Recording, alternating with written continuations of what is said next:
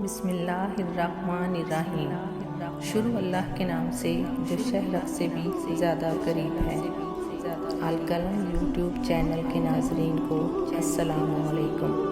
موت سے قبل 5 فرشتے انسان کے پاس آ کر اس کے کان میں کیا کہتے ہیں، وہ بات جو ہر مسلمان کو معلوم ہونی چاہیے۔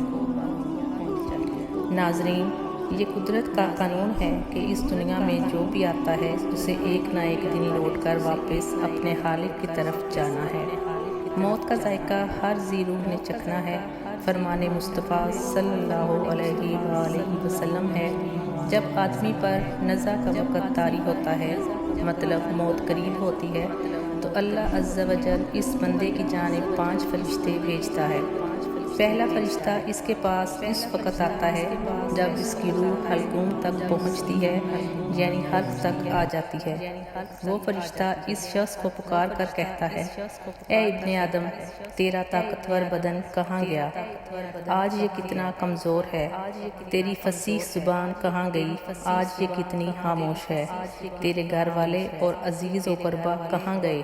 تجھے کس نے تنہا کر دیا؟ پھر جب اس کی روح قبض کر لی جاتی ہے اور کفن پہنا دیا جاتا ہے تو دوسرا فرشتہ اس کے پاس آتا ہے اور اسے پکار کر کہتا ہے، اے ابن آدم، تو نے تنگ دستی کے خوف سے جو مال و اسباب جمع کیا تھا وہ کہاں گیا؟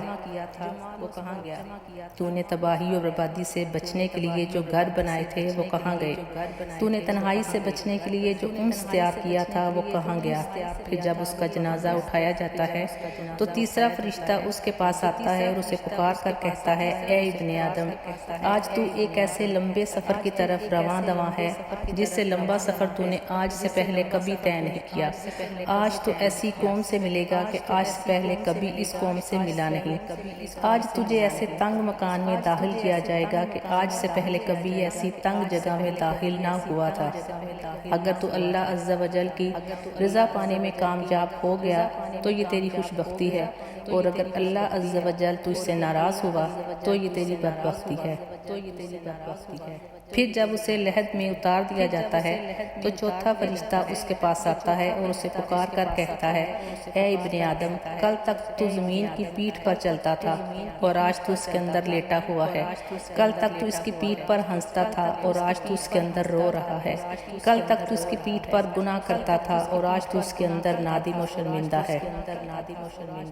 پھر جب اس کی قبر پر مٹی ڈال دی جاتی ہے اور اس کے اہل و عیال، دوست احباب اسے چھوڑ کر چلے جاتے ہیں تو 5واں فرشتہ اس کے پاس آتا ہے اور اسے پکار کر کہتا ہے، اے ابن آدم، وہ لوگ تجھے دفن کر کے چلے گئے، اگر وہ تیرے پاس ٹھہر بھی جاتے تو تجھے کوئی فائدہ نہ پہنچا سکتے۔ تو نے مال جمع کیا اور اسے غیروں کے لیے چھوڑ دیا۔ آج یا تو تجھے جنت کے اعلی باغات کی طرف پھیرا جائے گا یا بھڑکنے والی آگ میں داخل کیا جائے گا۔ دوستو، یہ زندگی بڑی مختصر ہے۔ ایک نہ ایک دن ہمیں بھی اس گھڑی سے گزرنا ہے۔